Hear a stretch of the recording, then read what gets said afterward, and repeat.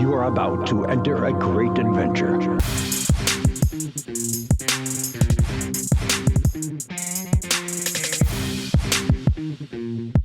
This is Strutting from Gorilla. Hey guys, welcome back to another episode of Strutting from Gorilla, the podcast giving honor to the great man himself and current NDA disclosee, Vince McMahon. I am Mikey Cash, and with me as always is Big Vito. Big Vito, how we doing? Mikey Cash, what's going on? I am ready to rock and roll, and we are ready to get extreme today. Hell yeah, we are. Hell yeah, we are. But right before that, Jabroni, let's tell all our listeners where they can find us on the old social media gimmicks. On Facebook, we are at SFG Podcast. On Twitter and TikTok, at @from_gorilla. On Instagram, at SF Gorilla Pod. And as always, you can find us on our website, struttingfromgorilla.com. If you're listening to us on Apple Podcasts, please feel free to leave us a 5-star rating and review. We would really appreciate it. But now, Vito, let's get extreme. Today, we are reviewing Extreme Rules, the premium live event. Is that what they're calling it now? I don't know what they're calling it. Either way. I still call them pay-per-views. They'll be pay-per-views to me till I die. So. Okay. Me too. So basically, it's the Extreme Rules pay-per-view. It aired on Saturday out of Philadelphia. And we're just going to give our breakdown of some of the matches, things that stood out to us. Obviously, there's some big news coming out of this show that we all know about. And afterwards, we actually have a couple of listener questions. Yeah, that's right. You guys contributed, and we decided we're going to answer some of your questions on the podcast about the show and where they go from here. So, Vito, let's get into it, man. Yeah, hey, before we get into all the matches, though, can we talk about something that was building up to Extreme Rules that I was really excited about? Let's go. Yeah, because it goes along. I think some of the success that came with this pay-per-view had a lot to do with Bray Wyatt's return. I mean, the matches were great, and I think were better than most we've seen at pay-per-views in recent times. But the return of Bray Wyatt was done very well, and I have to give WWE credit where credit is due, because Absolutely. we always rag on them, and this campaign that they had was brilliant. I thought it was great. Now I don't know if it was a Bray Wyatt thing or what it was, who came up with this idea, but doing these little things each week with the White Rabbit, dude, it really piqued my interest. And I wasn't watching a lot of Raw or SmackDown, and I found myself kind of being a little excited because I thought it was Bray Wyatt, but again, I wasn't 100% sure. And the build-up was just great. I thought it was well done. It got me excited. And then I watched some of the shows, and the shows that have been on have been produced very well, like some of the Raws and SmackDown. So I want to get your thought on it. And no, I actually really appreciate that you brought that up, Vito, because I feel as though they did a really good job with their, I don't know what you would call that kind of marketing. I'm not in that field, so I don't know. Guerrilla marketing. Okay, so all right. I actually was going to say that. All right, so some strutting from guerrilla marketing, as they say. I thought it was really cool how they did it, and I really enjoyed that they stuck with it. Like, none of them ever said anything about it. Like when Triple H would hold the microphone and he turned it and there was a QR code, or Corey Graves was at the contract signing and he pulls up the folder and there's a QR code there, or there would be a rabbit walking behind, or somebody with like a sign that says like, "This is the world you made." I thought that was awesome. And the fact that they were just acting like nothing was going on. I thought that was really cool. And I was totally in your camp. I had no idea who this was going to be. I thought it was going to be Wyatt. He was kind of like my top choice, but we've been let down before, so I wasn't sure exactly who this was going to be, but I was hopeful that it was going to be Wyatt, and honestly, they delivered. Delivered.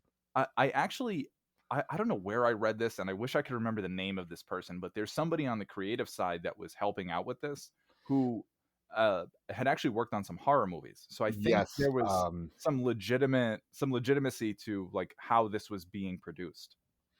No, I heard that, and was it Rob something? I wish I remembered. I can't. Rob Fee. Okay. Yeah. Yeah. I believe that was him, and he was the guy that works with um Bray Wyatt, and Mhm. I'm pretty sure he produced that segment that Bray came out to. But the lead up to this, just to kind of talk about it, it reminded me of old school WWE in a new school way where they incorporated Twitter, and it was mysterious. It kept me really interested, and the fact that they didn't disappoint. um I think the idea behind this, and I don't want to talk about this forever, I want to get into the matches because that was the the point here. But I think this was a big draw for a lot of people. Like, I wanted to watch this pay-per-view, not necessarily because of the matches that were on there. Like, I'll be honest with you, I wanted to watch it because I wanted to see who this was. But Mhm. because of that, I saw how great the pay-per-view was. And Right. normally they're Right. not like that. So and they did not disappoint. And I think the idea behind it was that they wanted to promote people watching and to kind of know who was going to be there without just flat out saying, "Hey, Bray Wyatt's returning." You know what I'm Mhm. trying to say? I think they're going to do more of this type of stuff moving forward. I was reading a lot about it, and I just think it was great. I thought it was great, and just the whole segment. Yeah. Like, how did you feel about that segment? I mean, all right. So I guess we're kind of good. We're gonna just work backwards then, because this is like the main Oh, event. okay, But all right. this Then was let's kind of, no, we but I think we should just stick with it because okay, it's a great talking point. okay. So, and plus it's our podcast. We do what we want. Yeah, So, you're right. I actually really did enjoy, like, it felt like, again, they were in character. The kayfabe was real for them. Even listening, as soon as the lights started hitting and Michael Cole, you hear him asking Graves, "Are we still on the air?" And just it sounded very That's a natural, and good it point. sounded like, "Oh, did you know this was going to happen?" Like one of those like weird things. Yeah, So that's a good point. I thought those were little details that I really enjoyed about just how they played it off, and all the different characters and all the different I guess all the different identities he's taken on over the years. I mean, the Yeah. Buzzard, Sister Abigail, the pig. That pig cracks me up. I don't know why. I just Yeah. think of John Cena every time I see it. I don't know why. I think it's the headbands. So, but I thought it was so well done, man. Yeah. Would I wish there was more I could say, considering we're doing a wrestling podcast. But Yeah. I I just think they made him a star again Yeah. with this presentation. It's been like a reboot, but the best kind of reboot. They just were like, all right, let's get back to what works for this guy. So Now, we have questions about it. I know you and I have talked about this, but I think the presentation automatically just shoots him up to the top of, like, this guy's an attraction, which is, yeah. I feel, a little bit different than a main eventer. Yeah, I got Undertaker vibes, like old school Absolutely. Undertaker vibes, which is good in a different way. But there's two things that I want to bring up about this. Number one, where does he go from here? Because I loved the Fiend character, but the problem with the Fiend character is that he wasn't a wrestler, right? Like, he just buried people, and Hmm. he couldn't develop a storyline with like other wrestlers Sure. because he would just bury them, you know? Right. Um, I think Seth Rollins talked about it, and he said that exact same thing. He's like, he ruined people. Like, look at Finn Balor. Like, he got buried by the Fiend when he first came in, and it was like terrible.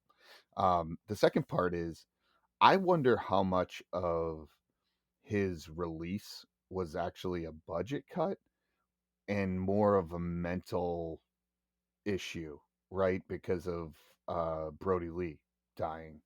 So you Because think he it struggled. had something to? Oh, all right. So you saying that it was less budget, more, I think the it was a combination of both, because I think there were reports that he was difficult to work with, and Vince didn't get along with his creative and this whole thing. But how much of it really, because he seems like a very artistic guy. And the thing about really artistic people, which I can't relate to because I am the least artistic person, I'm more of like a logical, straight, linear thinker. But you become more like attuned to your feelings, right? Because you can express them more. And he's clearly that type of person, right? Like, that's a very artistic way of thinking. And I wonder how much that really affected him. And I think what this is going to lead up to, and I know I'm talking a lot here, but I thought deep about this one. I think what this is going to lead up to is you had the character of the Fiend, right? Then you had Bray Wyatt, and then you had the Fiend, and the Fiend was like this alter ego, right? And I'm wondering if like you're gonna see, because he says the Wyndham Six, that's his Twitter. So I'm wondering if you're gonna see these different personalities, kind of like a Mick Foley type thing. And this is gonna be him, like you know how when they did that vignette at WrestleMania, and you were kind of like you went into his playhouse, and it was like you're in the brain of Bray Wyatt. Yeah, Like, I yeah, wonder if yeah. now they're gonna take the funhouse and the characters, and now it's gonna be in reality, you know? And so I don't know if he'll have people that will be in like a stable with him, or if you're gonna see different personalities of him. But that's kind of where I see this kind of going.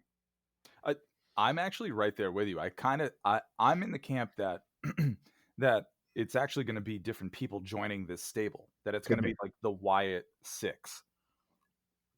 I think after her match, and we're going to get to this too.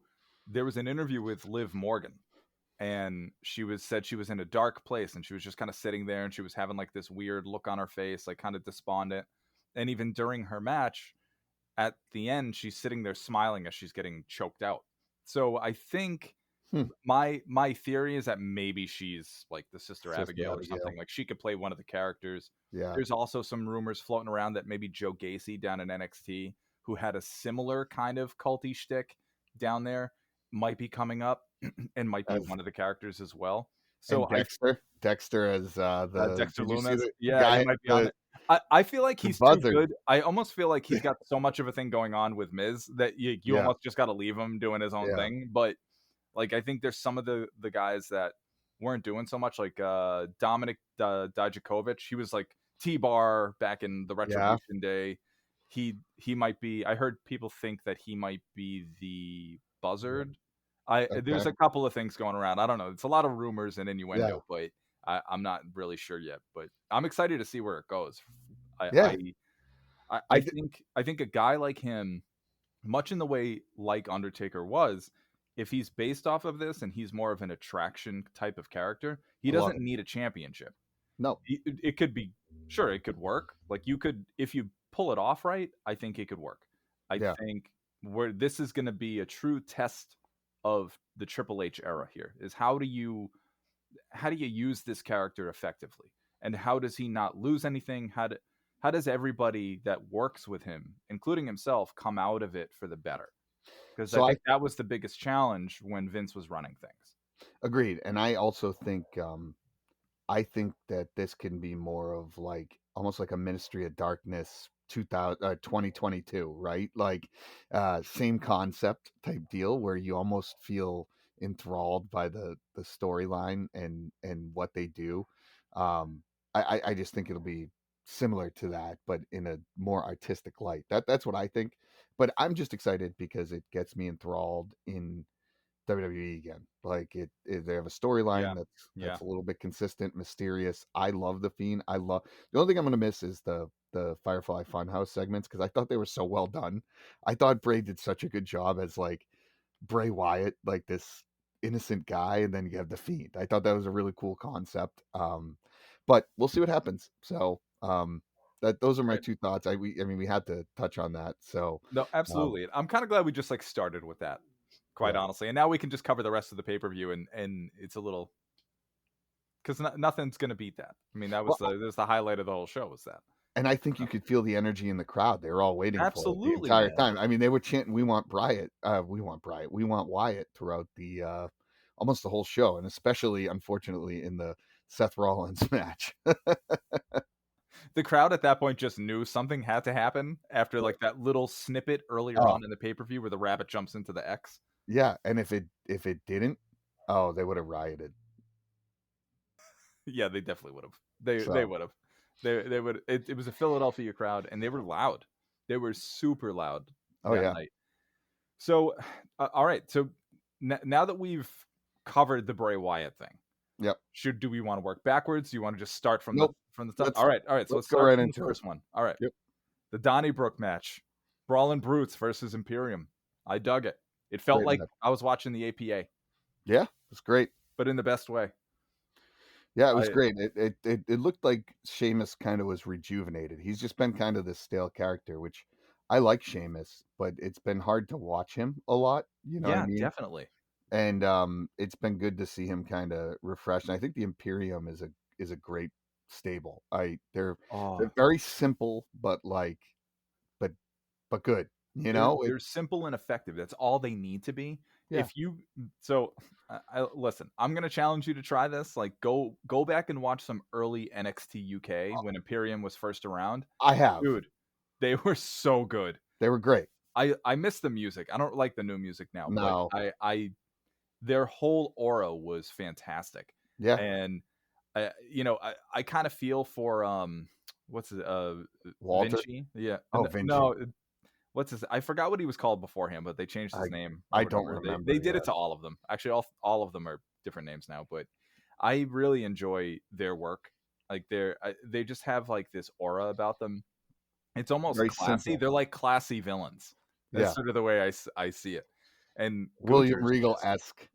right. Right, exactly. And they're kind of the perfect foil to somebody like Sheamus and I was going to say Pete Dunne, but Butch Yeah. and Rich Holland. They're a perfect mesh together. They're another version of me to me of like New Day and the Usos. Like they just feed off each other really well. They have really great chemistry together, and they're just fun to watch. So I could see why you'd almost keep putting them together and keep the storyline coming out.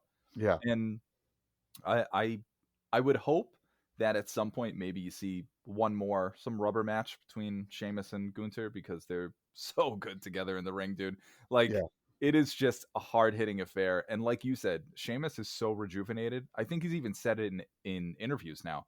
Like what he's been doing so far has just absolutely reinvigorated this guy's love for wrestling. So Yeah. that's really great to see. That's awesome. I think you just got to keep him in his wheelhouse, right? Like, there's some people who just need to stay in your wheelhouse. You may not be like the next mega star, Hmm. right? And I think for so long we talk about this all the time. You know, WWE tries to shove certain people down our throat, and the guy like Sheamus, you can't, right? Like, he's a great worker, he's a great dude. I like Sheamus, but like, unfortunately, he's just not the most entertaining guy in the world. Like, he's not gonna have that mega star attraction. But if you leave him Right. how he is, he'll be great. You know, he'll be Hmm. just take his strengths and roll with it. You don't need to push him as like this big champion or anything. Just let it happen naturally, and people will like him. Absolutely. So all right, let's go to the next match. It's Liv Morgan versus Ronda Rousey for the SmackDown Women's Title. It was an Extreme Rules match. I mean, You're shaking your head. I get it. I guess you didn't like this. no, I did. No, I'm Oh, shaking it like, I wouldn't have expected it to be as good of a match as it was, you fooled and me. I honestly thought you hated it. no, no, no, no. There wasn't many matches I hated. I'll tell you the one when I get to it that bothered me, Okay. but no, I thought it was great, and I can't tell. Are they trying? I thought Rhonda was supposed to be like a baby face, but she's not really acting like one, and I think they're finally letting her loose a little bit. Yeah. And I think you can't try and force her to be a WWE like mold. Like, it's just not who she is. She's this kind of off the rails type woman, like almost like a female version of Ken Shamrock. You know what I mean? Like, Yes. just Yes. let her go. And I think, take her strengths, take her like her natural, uh I don't want to call superstar ability because that's not what she is, but take her popularity and, her background, and just let her go, and let her have her unnatural weird moments when she says stupid shit, and let it go. And I think she'll just naturally be a good heel. Well, I almost feel like that's what they're trying to do with her now. They're just letting Maybe. her sort of be this kind of tweener almost person Yeah. where some people still cheer her, but there's a lot of people that just boo her now for really whatever reason at this point, whether it's her mic skills or they think she's being pushed too much or whatever. But I mean, the crowds kind of do that with everybody at some Yeah. point, I right? Every wrestler at some point in the fans' minds gets canceled, so someone's going to be the the victim of it at some point. So it's just Ronda's turn. Well, I think a lot of it too has to do with the fact that she's mentioned a few times how it doesn't feel like she has a love for wrestling. Do you know what I'm trying to say? Right. Well, And she gives a lot of backhanded compliments to it. Like, that's "Oh, what I it's really mean. great, but it's not real." So I it's think like, "All right, well, you're in it though. You're employed by them. I So think what are we doing?" the minute you disrespect wrestling and then you don't show up all the time, people don't like that. It's kind of like, it's like, hey, if you're making all this money and you're supposed to be this big star, but you're not really into it. Like, people like effort. They can see the people who are passionate about it, especially the big fans of wrestling, like the older school people, the But internet warriors. so, on the effort aspect of it though, I think for her, she's just natural. And She so is. what we deem to look like there's no effort there, for her it's just, she's just so good at what she does. I think it's a Like I think respect she's taken factor. that on. She's caught on to it. Yeah. Kind of like Kurt Angle. It doesn't look like she's trying very hard because she doesn't No. really have to. No. So But people, I think sometimes we confuse that with yeah. she's not trying very hard, but she doesn't necessarily have to. No. So, Agreed. but anyway, speaking of someone who was trying really hard, is Liv Morgan, and I Oh, think I think you have to be impressed with her because she has had a lot of really surprising performances in her matches recently since she became champion. yeah. She's really shown herself, and she's trying to show, I think, different aspects of her character, and really removing herself from the whole Riot Squad thing, and kind of when she was just floating around afterwards. She's really starting to find herself, and I think the crowd really does enjoy her. Obviously, they do their own thing. Like, sometimes, you know how the crowd is. Sometimes they're gonna boo you, sometimes they love you, depending on what city you're in. I think Liv Morgan's come an incredibly long way, and yeah, do I love the fact that the champion always comes off feeling like an underdog when it was her? Not really, but she pulls it off. So I don't have too much to complain about there. And I thought the match was really well done. They did a good job of the back and forth, and Liv really trying to pull out as many stops as she could to try to stop Rhonda. Like, she had to go extreme to match up to Rhonda's natural ability. Yeah. That's kind of the story of that match. Yeah. Nope. I 100% agree with you. Right on board with everything you said. I can't really add much to it. And I think it gives Liv a little bit more credibility that she can hang and she didn't just get buried Big time. by Rhonda.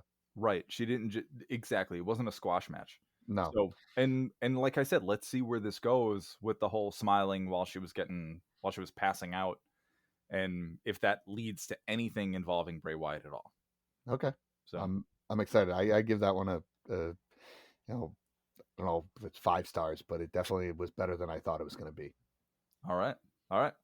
So, next up on our list, the Raw Women's title match, which was a ladder match between Bayley and Bianca Belair. Vito, your thoughts?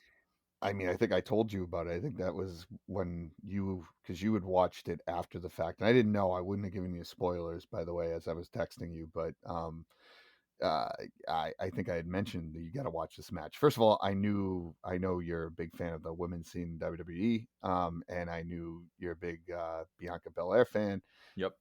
and I thought this match was great. I thought it was very physical. I thought it was well done. They told a story without having just a ladder match, like I think you said it, where in Money in the Bank kind of pushes the ladder matches away, where it's all flippity floppity, which is good. I like that, right? I Right. don't mind that, but this is more of like a wrestling story. Yeah. And again, it built Bayley as someone who can hang with Bianca, and Bianca doesn't have many people outside of like your Charlottes and maybe Rhonda and Becky. Becky that can hang with her. I would put Lacey Evans in there, but I don't really know what she's doing at this point. So, um, Here's a hint. Nothing. yeah, which is unfortunate because I thought she could, like, physically. I think she can hang with all those people now. But I thought this match was great. I thought Bayley did a great job. She's a great heel. She really is. Who would have Yeah, thought all those yeah, years ago when she was hugging everybody? I know. But you can tell she's very passionate about it, and she's like a student of wrestling. Hmm. I mean, clearly she was a fan when she was younger, so she understands it and she wants to do well. Um, I thought the ending was really cool. I didn't understand her holding the ladder. I don't know if something was messed up there. Like, I think why would maybe she they were looking grab to do the? something different, or I think it might have just been something that they missed that we don't really know about. That no, we're just like we don't know exactly where that was supposed to fit in, but ultimately it didn't really matter. It looked cool when she gave her the KOD anyway. Oh, how But about when Bianca did the oh my god, what's her finishing move there? oh, the KOD. KOD to the two women at the Oh, same Dakota time. and Io, yeah, she got Yeah. dude, she's strong. Oh, She's and I think that's what helped this match too, is like both of them are strong. So they actually have a bit of a physically imposing look. So I yeah. think it worked in the context of the ladder match. It worked really well. It didn't seem like they were out of place. I know that sounds like weird to say, but it seemed like they worked really well in it. And Did. there was a lot of psychology in that match because like you said, it didn't turn into a spot fest where it's just like, all right, so we have a ladder, so we're just going to jump off of it. Like Right. that's what we're just going to keep doing. And like that's the whole premise of the match, and that's exactly the process. You didn't get that here. The ladder was there, but it was more so kind of it was definitely used as a weapon more and used as like a vehicle when you were doing moves and throwing them into the ladder, and it felt a little like a grittier in a way. Like it wasn't your Yeah. typical ladder match, which I think that's why a lot of people liked it, because the style was different. Which you Yeah. listen, you can work a ladder match however, but I think a lot of people default to I'm going to jump off of this all the Of time. course. I mean, So it's an it's easy an easy thing to pop. do. Yeah. Do you think the other thing that I noticed during this match, especially, and the Edge match, which we'll talk about, did you notice how emotionally invested Michael Cole was? Yeah, there was somebody was talking about this, that Cole seems absolutely reinvigorated for wrestling I don't know and what for it is. commentary.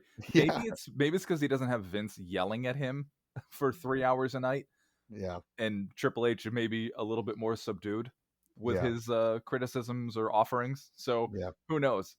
Or he might just be trusting that Cole knows what he's doing after almost 30 years. Yeah, but it almost seems like what they're saying is authentic, right? It's Yeah, not yeah. like I don't maybe they don't know what's gonna happen.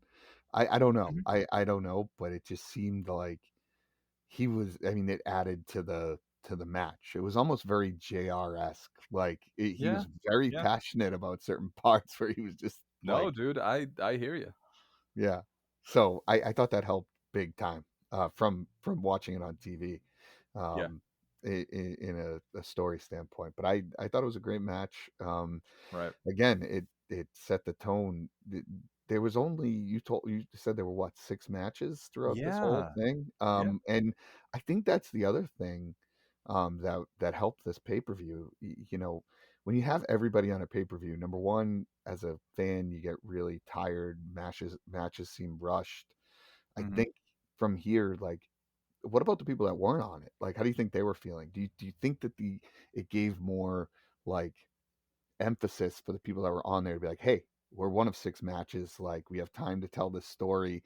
Um, I want to be on this. I want to be on another pay per view where there's 6 matches. Like, maybe I need to do a good job. You know what I Well, mean? Like, right. I think it elicits internal competition, that's what I and mean. this was much of the way the original NXT operated. If Hmm. you watched any of those takeovers, most of them had like 5 matches, You're right. You're and 100% they right. they were less than 3 hours long. So there was a lot of storylines happening in NXT at the time, but not every one of them was making it to takeover. Right. So this is the same way. And yeah, they had some background segments like background. They had some backstage segments with like Miz too. Like Hmm. and so I feel like they gave a little bit of credence to say like we know that there's other things going on, but these are the most important ones right now. Hmm. And maybe they build it up, and that's how you get maybe a special Raw where there's going to be some blow off matches there, which is perfectly fine. Not every blow off is going to make it to pay per view, Yep. but Seemed very AEW-esque when they have some of their bigger pay-per-views with the bigger names. Like, it seemed concentrated in a certain area. Like when AEW had some of those better pay-per-views, like All Out, I mean, you looked at some of the matches and like they had some recently where there was like 12 it's like 12, matches. 5. Yeah, it's like 15 But matches. but they've had at the beginning, They had Right. some that were very concentrated, Right. and it was, you looked at it, you're like, wow, I want to watch this, like, Mhm. you know. So yeah, it was good. Yeah. Yeah. I thought this match was great. I think for me, this might have been my favorite match of the night I would put it up when there. I look at it. Yeah, And it's not a discount to the other matches. I thought the other matches did pretty well. They were fine. yeah, The strap match, let's get to that. Karion Kross, Drew McIntyre. yeah. Cross So has Cross has a badass entrance, dude. yeah, I think I texted you in the middle of this, and I was like, man, I really like Cross coming back, you Mhm. know. And I thought I think he's gonna be a really good heel. Yeah. And I like him with Scarlett, and I thought it was a great mesh with him and McIntyre. Like McIntyre has very few people that physically are like, he's physically a big guy, Yeah. um, and he doesn't have a lot of people that can kind of He's go. very imposing. Yeah, and it's hard to get someone that's going to go against him, right? Like, Mhm. um, and I thought Cross did a good job. Physically, he stayed with him.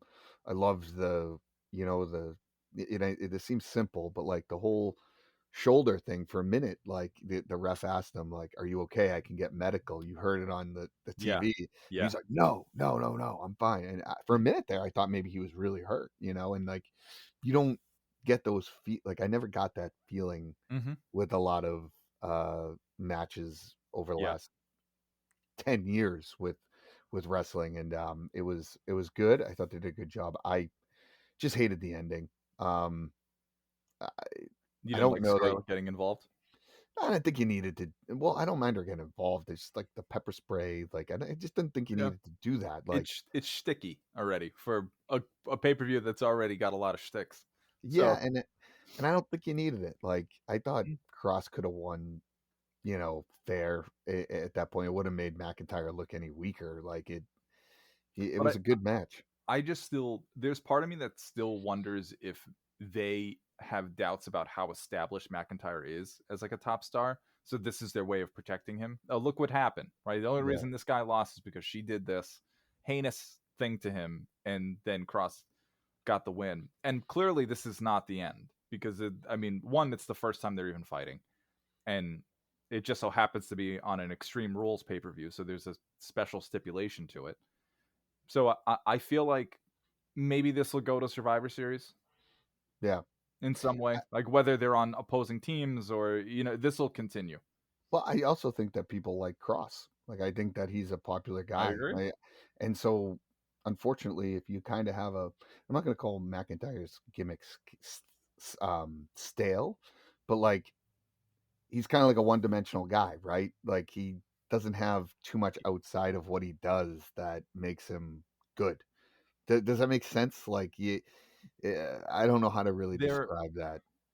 I feel like I might get a lot of shit for saying this, but sometimes he feels like Sheamus with a sword. Dude, I was literally gonna say that. Yeah, agreed. I think he's more entertaining than Sheamus. Sure. But I agree with that. And I don't think, I think you can develop his character a little bit more so that he's not just this one-dimensional guy. I really do. Because I think Yeah. he's a talented guy, and I think he's good, but we'll see what happens. And Right. again, a decent match. I thought it was good, hard hitting. Like, it was Big time. very Yeah. hard hitting, which I loved. And it was good. I thought it was good. And I'm excited to see. I just, again, I didn't love the ending. I'm not saying it was like the Yeah. worst thing in the entire world, um, but yeah, it was decent. Sure. So All right. The I Quit match: Finn Balor versus Edge. um, really liked it. I love that they went out into the crowd. I love Mm-hmm. the story that they told. I liked the ending. Like, Mm-hmm. to some degree, like, I knew something like that was gonna happen, because It had to. you're not gonna get Edge to say I quit. Like, it just, No. you weren't gonna do it. I guess I'm just tired. Because I love Edge. I really do. I guess I'm just tired of the, like, he it's like the same thing over and over again. Like, he gets hurt, he gets excited. I came back from this injury. It's been 8 years, and I deserve this. And it just, I don't think he needs to do that. Like, he's made the point. Like, yeah, he shouldn't be here. He's getting a second chance. Sure. Um, you know, it was good to see Finn on the pay-per-view, number one. Yeah, right. It's nice to see Finn Balor in some sort of prominent role. Yeah, I don't know that I love Finn as a heel. I think the rest of the Judgment, like, God, why am I not thinking of her You- name? Rhea Ripley.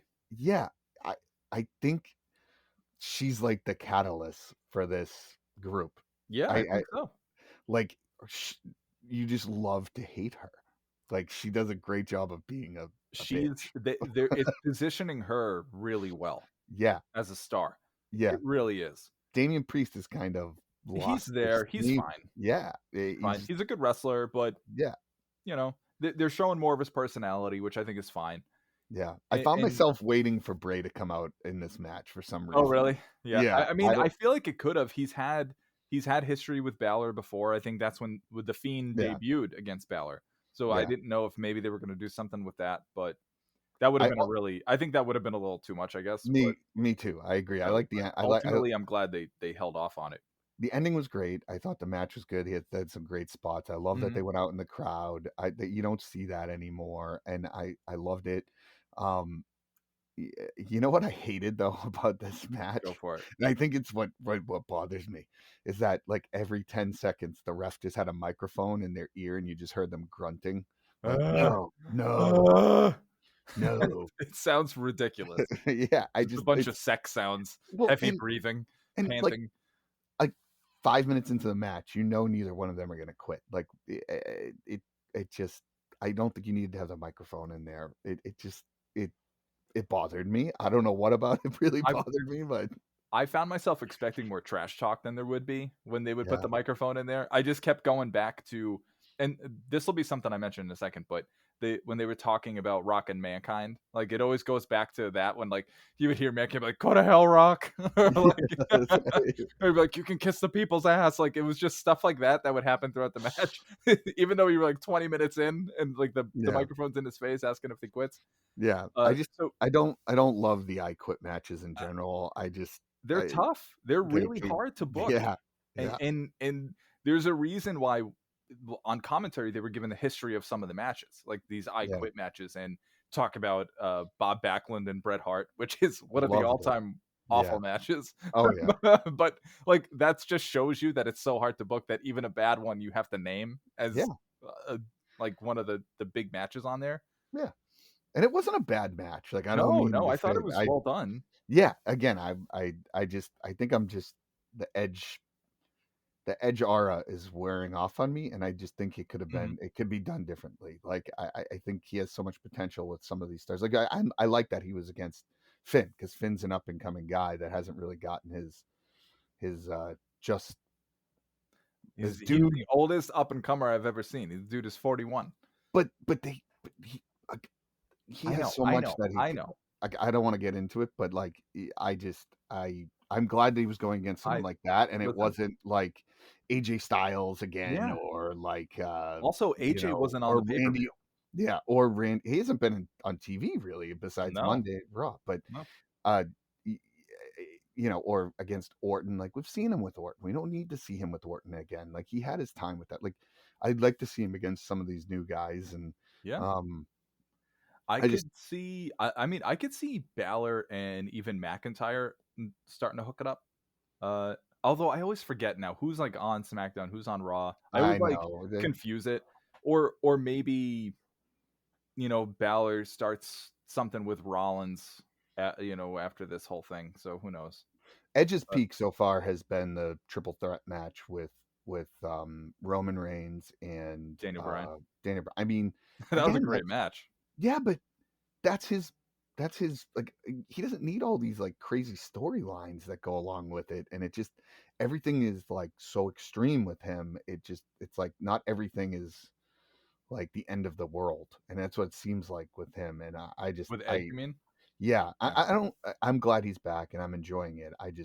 Mm, I just think some of it can be a little too much, and you don't need much with him because he's already Mhm. got the aura of this Hall of Fame guy who Sure, his career was over and he's sure. back. Like that's all you need to do. Like I look at his second run as almost like he could be almost like the Shawn Michaels, where he Yeah. had his second chance. And right now, it's not at that level. That's all. That's all I'm No, I trying to get say. you. So That's all I'm trying to say. no. All right. Well, we'll see. We'll see where it goes from here. Yeah, but Uh, other than that, again, I don't want to nitpick because all of this has been 1,000 times better than anything in the past. So I'll take it. But I'm just saying, right. like, it's not. It wasn't my We're favorite match. still who we are, Vito, and Yeah, we're gonna nitpick, but there's less to nitpick than before. correct. So we'll take it. We'll I take still, it. I still came out of this. I still came out of this pay-per-view being like, man, I'm glad I watched this. This was great. You know. All right, and that's ultimately all we can ask for right now. Yeah. So that takes us to our main event, the Fight Yep. Pit, Matt Riddle versus Seth Rollins. And why am I blanking on who the special Daniel guest referee- Cormier. All right. Yeah, I've met him in person. You know, I have a picture with him. Funny story, I'll tell you real quick. I met him at a trade show. He was there at the in a Monster Energy trade booth, which was huge. And you'll like this story because I saw him and I knew who he was. I'm not a big UFC guy, but I know enough about it. And I went up to him and I was like, "Hey, can I get a picture with you?" And he said, "Yeah." And I went up and I did I put my fist kind of like this next to him, and he looked at me, stopped for a second, and he goes, "You don't want to put your fist in front of my face." And I looked at him and I go, Okay. I looked at him and I go, "Yeah, I know they're really scary." And he looks at me and he goes, "No, no, no, they're not." And I just looked at him and he was dead serious. And I'm like, "Okay." And we just took a regular picture. I was like, wow.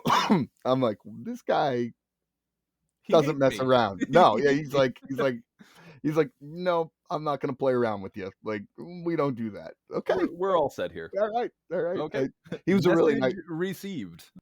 but yeah, no, Daniel Cormier was he's a great guy, and I know he's a huge WWE fan, and I think he's gonna be more involved as we move forward, which is great. Um, but yeah, no, I'm really interested to see, you know, where it goes from here. And I thought the match was all right. You know, the crazy part about Seth Rollins, Mike, is that I want to love the guy, and like there's pieces where he seems great, and I read this thing the other day where he feels like he wants to be the next Stone Cold or whatever, and it's like I just don't know that he can get there. I I think he's a great performer, but I'm just not sure where he fits. And what did you think of the match? I guess is the question. I actually didn't mind it. I thought for all the talk about Cormier being there, like he didn't really do much. Like he was, it kind of like it wasn't Ken Shamrock being the special guest enforcer and having to get involved with them. He was just there. There was a couple little things between him and Rollins, but nothing really. So I kind of felt like if he's going to be involved in something again, and it's something he really wants to do, then they have to maybe up the physicality or whatever. But who knows? The match itself, I thought was fine.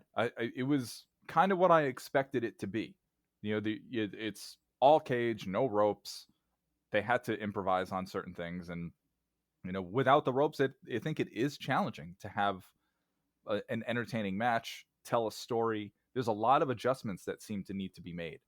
I thought it was really well done when it came to even the homages they have to their mentors. I mean, you get Seth Rollins pulling out the pedigree, Matt Riddle pulling out the RKO, and people got that. People understood it. And to your point about Seth Rollins, I really enjoy him. I think he kind of has there's things about him sometimes that are Rick Rude-ish to me. And That's a because great with Rick comparison. Rude, the way he told stories was through his tights.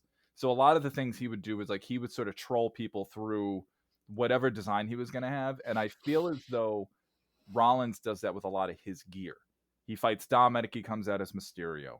He fights Roman, he comes out in the Shield getup. He fights Matt Riddle, he comes out in the RVD stuff. Like there's a lot that there's facets to his game that are very cerebral. But actually, you know what? I have to change my tone. I kind of think he's more Triple H than anything else. Yeah. No, There is a lot more like cerebral assassin level stuff to his game than even Rick Rude. My bad. I like realized it as I was talking to you. no, that's a really good point. I never thought about the Rick Rude comparison, but yeah, I would agree with that to some degree. I like the match. It wasn't bad. I don't know that it was as much on Seth Rollins in this as it was Riddle. They're giving him a little bit more of a push than he had before, and Yeah. I thought he did a pretty decent job. His gimmick is like this chill dude, Stoner. and he comes out as in a fight pit match, and I thought it was fine. I thought it was Yeah. great. I think Yeah. again, I think it was a little bit overshadowed because everyone was waiting for Bray Wyatt at that point. I was Mhm. so excited, but I thought it was good. Um, I honestly probably would have liked to see the ladder match be the main event, but it was good. I understand you could have that. I thought the fight pit was an interesting concept. I didn't really understand the second level so much. Like, what does that have to do with the fight pit? Oh, Like, absolutely nothing. yeah, They just needed just for a vehicle to do moves. And yeah. I thought the move off the top of the yeah. pit was pretty cool from Riddle, I and mean, then the RVD frog splash yeah. was pretty awesome. But you're right, Cormier didn't really have. You could have done without He him being really had there. nothing else to Yeah, do. He just stood there and was like, "Oh, he tapped out. Ring the bell." yeah, Great. yeah. Great. And he looked really out of shape, but overall, thought it was decent. Yeah. Again, not a terrible match. But I give this pay-per-view a solid A. You know what I mean? I thought it Okay. was very good, one of the better ones, and I just think right now, Papa H is really killing it with everything, and he's got a lot of these wrestlers reinvigorated, and I hope Mhm. that it stays that way. You can tell as a fan, as someone who's been watching, the passion like that people have in the Attitude Era. You had the competition. The goal is to beat WCW, and the Yeah. goal was to get over as a star, and it pushed some of these guys that were at low points like Austin, The Rock, and I mean they scratched and clawed, and I got that feeling a little bit That's here, and right. I've got that feeling a little bit more rather than, oh hey, I don't love your idea, guys. You're gonna do what I want you to do because this is what I like, and they were just doing what they were told. Now Mhm. it's more like, okay, maybe they have some freedom, maybe they can do what they want, and it's coming through, and I love it.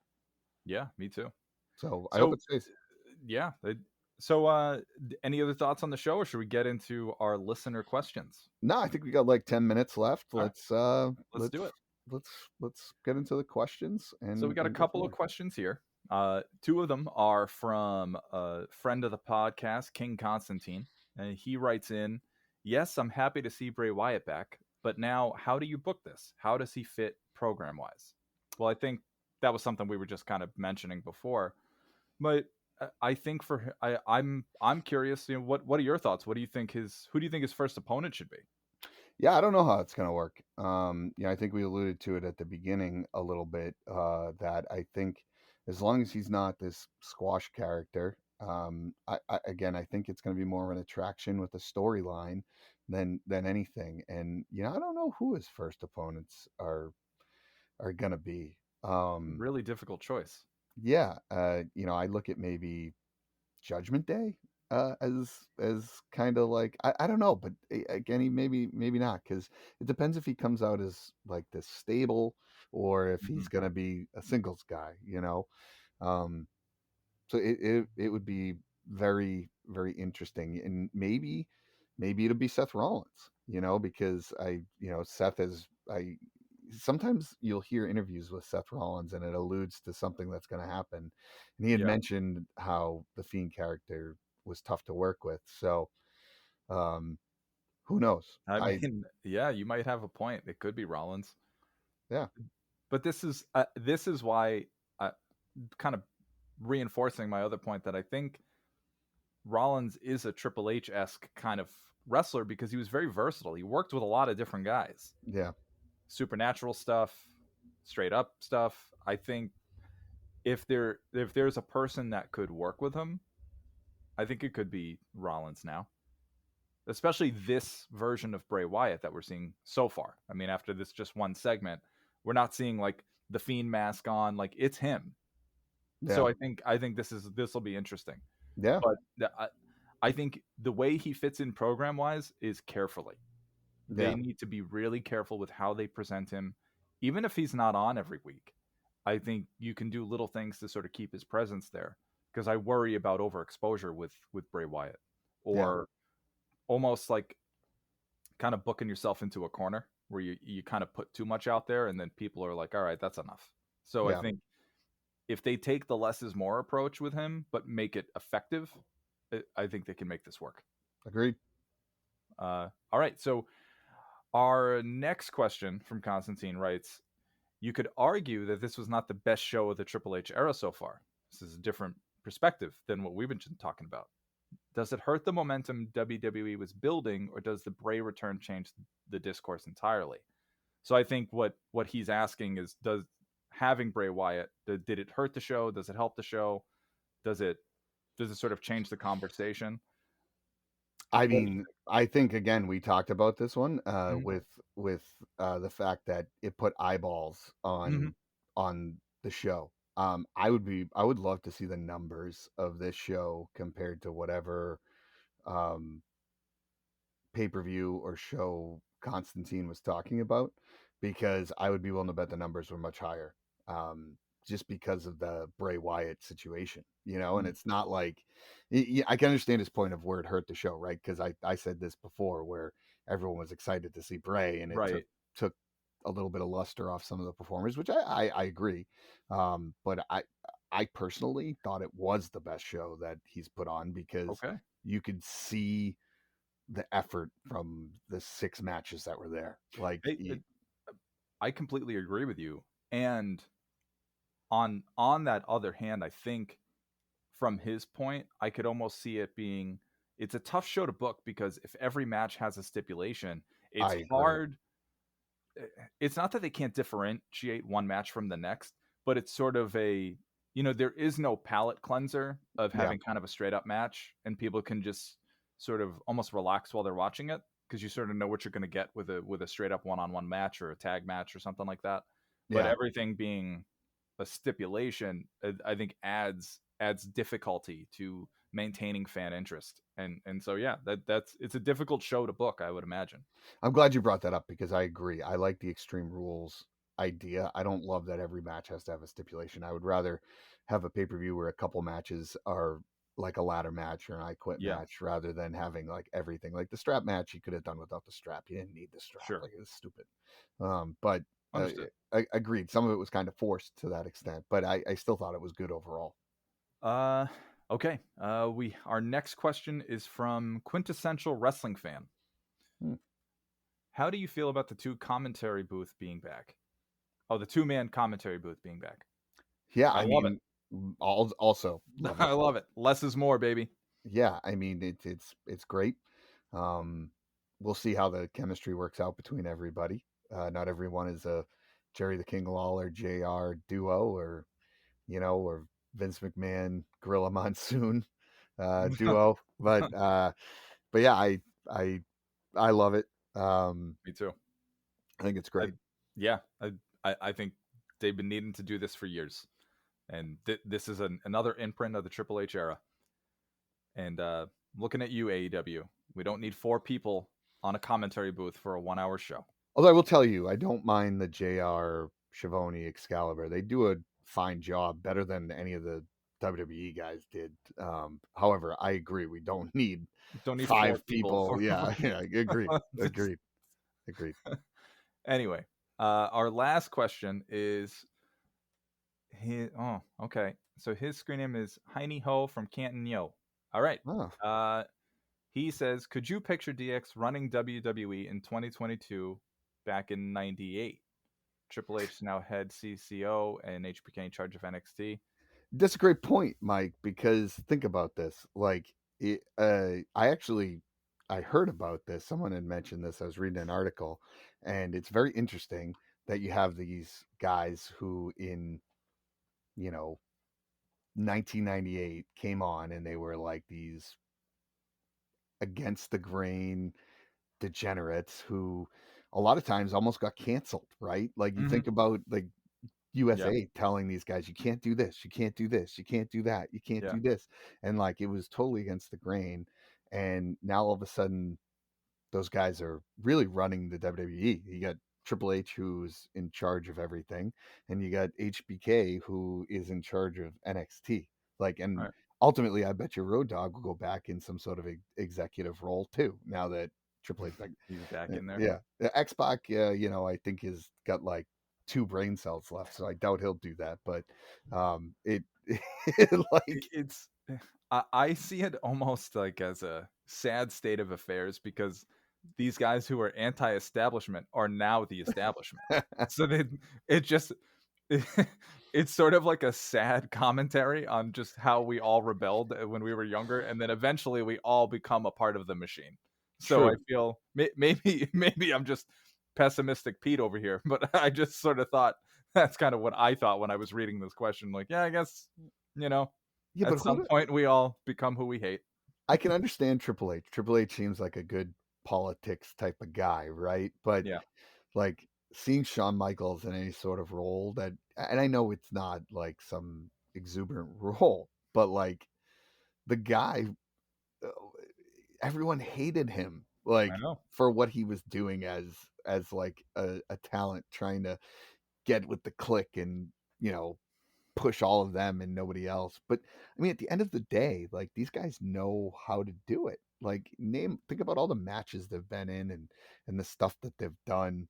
Like, it makes sense, right? Like, I guess anything right now is better than what was going on. So we'll see how it plays out. But I think it's a very ironic situation if you really look at it. Yeah. Well, these are some great questions, so keep them coming. You know, so any other final thoughts before we sign off today, Vito? Yeah. So we didn't talk about it because we wanted to get to all of this, and honestly, it's been a bit since we've had an episode. But Raw last night, thought it was fine. Liked it. I will say though, I think they just have to be careful about pushing so many things at one time. Like last night on Raw, they had, you know, like 5 Bray Wyatt things, and advertised that he's gonna be on SmackDown, but then also advertised that Elias is coming back next week. And I get what they're doing, you know, but like, as a fan, I like to focus on the big stuff, right? Like, that was what was great about Bray's return. It's one thing you got excited about, you know, having DX back on Raw, and they advertised for it. Like, I don't even know that they needed to be there. Like, it was, people were gonna be excited about that Raw anyways. So that was my one thing. Think it's great. I just don't want it to be too schizophrenic. Like, you got too much going on. And you know, you keep it concentrated. Well, I think you can see where a majority of their energy is going to go in the amount of segments each thing gets. Agreed. So I kind of look at it like, all right, so they're kind of telling you what's on the pike here, what's coming down, but you know what the real important stuff is. Yeah, agreed. So I'm kind of, I find myself fine with it. It didn't really bother me, but I can see that though being something to watch out for. Absolutely. Yeah. No. Other than that, I thought it was great. What about yourself, Mike? Is there anything you wanted to touch on before we sign off here? You know, not really. I felt like it was just good for us to get back in the saddle again. You know, again, life is life, so sometimes just gets in the way of us sitting in the recording chairs and talking about what we love. So it's good to be back here with you, Big Vito. And likewise. We're gonna have some episodes coming down the pike for you guys. You know, we already got some ideas rolling out. Gonna have a couple more superstar spotlights, kind of more IRL episodes like you got today, and just be on the lookout. You know, keep subscribed. We'll see you see some new episodes on the podcast feed, and you know, pay attention to the socials. We're gonna try to make sure we're more active on that. And if you have any questions for us, make sure you let us know. You know where the socials are. You know where you can find us. And you know, until next time, guys, keep on strutting. We now return your perception of reality to you. Until next time.